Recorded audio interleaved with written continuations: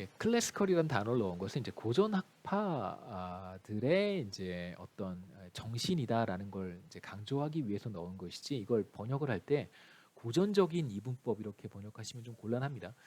물론 이제 그런 의미가 없는 것은 아니죠. 과거에 고전파 경제학자들이 사실 여러분 다 알고 계시는 뭐 애덤 스미스라든가 데이비드 리카르도라든가 이런 사람들이 다 고전파 경제학자들이긴 하거든요.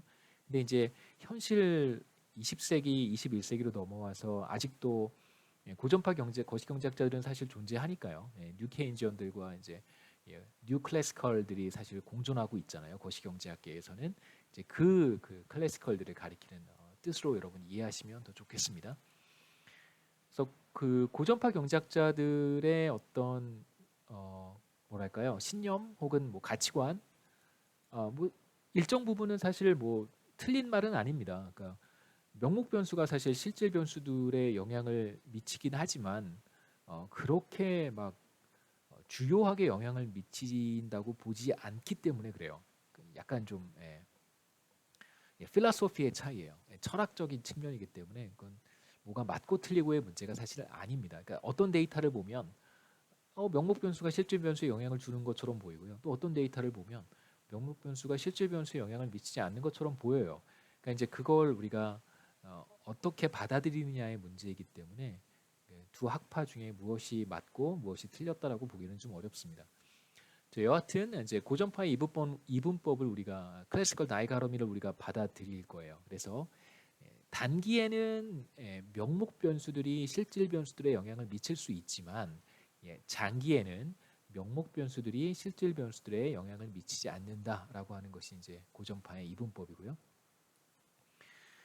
실질 변수가 그러면 뭐에 의해서 결정이 되는가? 지금 우리가 보고 있는 자 MV PY라고 하는 퀀터티 이퀘이션에서 지금 Y에 대한 이야기를 제가 하고 있습니다.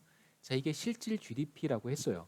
그 다음에 P를 곱해서 명목 GDP를 만들고 그 다음에 우리가 명목 GDP가 명목 거래량이라고 볼 수 있다라고 얘기를 했습니다. 이제 다시 Y로 돌아가서요. 그렇다면 Y는 실질 GDP인데 실질 GDP를 결정하는 것은 무엇이냐? 우리가 앞에서 다 얘기했습니다. 그러니까 생산 모형에서도 봤고요. 솔로우 모형에서도 봤고 라모 모형에서도 봤었어요.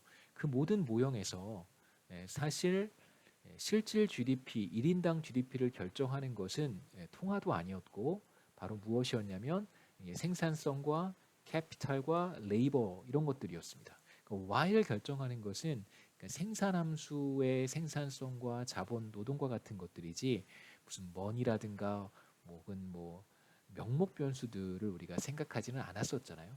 그래서 우리가 실질 GDP Y는 사실 M하고 직접적인 관련이 없다라고 우리가 가정할 수 있습니다. 적어도 장기에. 그 다음에 두 번째 가정은 화폐의 유통 속도라고 하는 빌라시티의 V는 장기에 비교적 일정한 값을 갖는다라고 우리가 가정할 수 있습니다. 그래서 장기에 화폐 유통 속도는 일정하다라고 우리가 가정을 할 것이고요. 그 다음에 이제 세 번째 가정은 통화량 M에 대한 가정인데 사실 통화량은 현실 경제에서도 누가 결정하냐면 중앙은행이 결정합니다. 그러니까 시중에 유동성을 얼마나 공급할 것인가를 이제는 직접적으로 결정하지는 않죠. 중앙은행의 의사결정은 기준금리라고 하는 것을 한국 같은 경우에는 이제 기준금리라고 하는 것을 인하하거나 인상하는 방식으로 이제 통화량을 조절을 합니다. 다시 말하면 기준금리를 인하한다라고 하는 것은 금리 인하는 무슨 뜻이냐면 낮은 금리에서 그렇죠? 금리가 뭐 예를 들어서 지금 예를 들어서 뭐 1.5%에서 1.25% 네. 하여튼 뭐 1.5% 수준에서 유동성을 무한히 공급하겠다 이런 뜻입니다. 그러니까 실제로 현재 그 21세기에 들어와서 2000년대 이후에 들어와서 중앙은행의 통화량 관련 의사결정은 시중의 유동성을 통화량이라고 하는 것을 뭐 몇백조 혹은 뭐 몇천억 공급하겠다라고 하는 것이 아니고요. 이제는 중앙은행이 기준금리라고 하는 것을 인상하거나 인하하는 방식으로 이제 시장에서 원하는 유동성을 이제 충분히 공급하는 것이 이제 통화정책의 방향인데요. 여하튼 통화량은 사실 통화 당국, 중앙은행이라고 하는 이제 통화 당국이 결정하는 것이기 때문에 어, 뭐 어디에서 이렇게 우리 퀀터티 이퀘이션 여기서 막 결정되는 것은 아니고 이제 외생적으로 그러니까 익사지너스하게 모형 바깥에서 이제 누군가가 컨트롤하는 것이다. 보통 거시경제학에서 외생적으로 주어진다, 외생적으로 결정된다 이런 것은 이제 모형 바깥에서 누군가가 뭐 여러분이 될 수도 있고 제가 될 수도 있고 이제 이 모형을 가지고 연구하는 사람이 될 수도 있고 여기에서는 이제 중앙은행이 외부에서 통제하는 것이다. 그래서 외생적으로 결정된다라고 가정을 하겠습니다. 빌라시리 V와 관련해서 우리가 하나 생각해 볼 수 있는 것은 자, 제가 어떤 그림을 그려봤냐면요. 화폐 유통 속도 V를 한번 그려봤는데 자, 제가 편의상 명목 GDP 우리 퀀터티 이퀘이션이 바로 이거잖아요. PY. 그래서 이걸 제가 명목 GDP라고 해석을 했고 자, 이 M을 그냥 편의상 자, M2로 나눠봤습니다. M2로 나누었어요. 그러면 V 화폐 유통 속도는 PY 나누기 M이잖아요. 이 그림을 한번 그려봤습니다. 그러니까 실제 화폐 유통 속도에 대한 데이터가 있긴 있는데요. 이제 간접적으로 한번 제가 살펴봤습니다.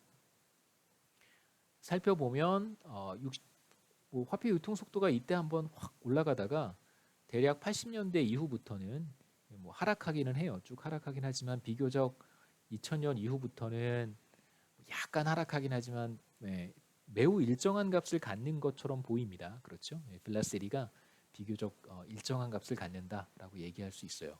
그래서 우리가 앞서 가정했던 화폐 유통 속도는 일정한 값을 갖는다라고 하는 가정이 그러니까 현실과 매우 동떨어진 가정이라고 보기는 어렵습니다. 물론 이제 한국 경제 과거에는 빌라시리가 조금 많이 변동했던 시기가 있는 건 사실이지만 비교적 최근 들어서는 최근 20년 동안에는 화폐 유통 속도가 그렇게 큰 폭으로 변하진 않았기 때문에 일정한 값을 갖는다라고 가정할 수 있겠죠. 그래서 이 세 가지 가정은 비교적 큰 문제가 되지 않는 그런 가정이라고 우리가 이야기할 수 있습니다. 자, 이제 퀀터티 이퀘이션을 P에 대해서 한번 표현해 볼게요. 그래서 P는 자, MV를 Y로 나눠주는 것이 됩니다. 그래서 물가 수준 P라고 하는 것은 자, 통화량과 화폐 유통 속도를 그러니까 실질 GDP로 나눈 것인데요. 여기에서 우리가 velocity라고 하는 것을 일정한 값을 갖는 것이라고 가정을 했기 때문에 t를 띄어내고 시간에 따라서 변한다는 뜻을 제가 t를 남겨놓으면 이건 이제 시간에 따라서 변한다라는 변하는 변수라는 의미가 있는데 제가 t를 제거하면 시간과 상관없이 항상 일정한 값을 갖는다라고 하는 뜻입니다. 자, 그러면 이제 보시죠. 퀀터티 이퀘이션을 물가 수준에 대해서 표시를 했습니다. 자, 우리가 앞서 어떤 가정을 했냐면 V는 일정한 값을 갖고요. 그 다음에 M은 중앙은행이 통제하는 것이고 자, Y라고 하는 실질 GDP는 여기 퀀터티 이퀘이션 내에서 결정되는 것이 아니라 생산성 A와 자본 스탁, 그 다음에 노동 이런 것들에 의해서 결정이 되는 거란 말이에요. 그래서 모형과는 아무 상관이 없습니다. 자, 그러면 바로 T 시점의 물가 수준에 직접적으로 영향을 주는 것은 사실 뭐냐면 바로 중앙은행이 통제하는 통화량이다라고 얘기할 수 있겠죠. 그래서 장기적인 관점에서 물가 수준 PT를 결정하는 것은 바로 통화량이다라고 얘기할 수 있습니다. 물론 장기적인 관점에서 실질 GDP도 증가하겠죠. YT도 시간이 흐름에 따라서 증가할 거예요.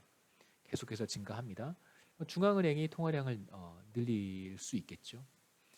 그러니까 언제 우리가 지금 퀀터티 이퀘이션을 통해서 확인할 수 있는 사실은 뭐냐면 그렇다면 장기적인 관점에서 언제 물가 수준이 상승할까? P가 물가 수준입니다. P가 언제 상승할까? 언제 올라갈까라고 한다면 바로 이제 M이 늘어나는 것보다 Y가 늘어나는 속도가 더 빠르다면 그러니까 M이 Y가 한 단위 증가할 때 이제 M이 그거보다 더 많이 증가한다면 그렇다면 P는 상승하겠죠. 그래서 실질 GDP가 늘어나는 속도보다 통화량이 늘어나는 속도가 더 빠르다면 P라고 하는 물가가 상승할 것이고요. 여기서 이제 아까도 말씀드렸듯이 실질 GDP라고 하는 것은 생산성과 자본 노동에 의해서 결정됩니다.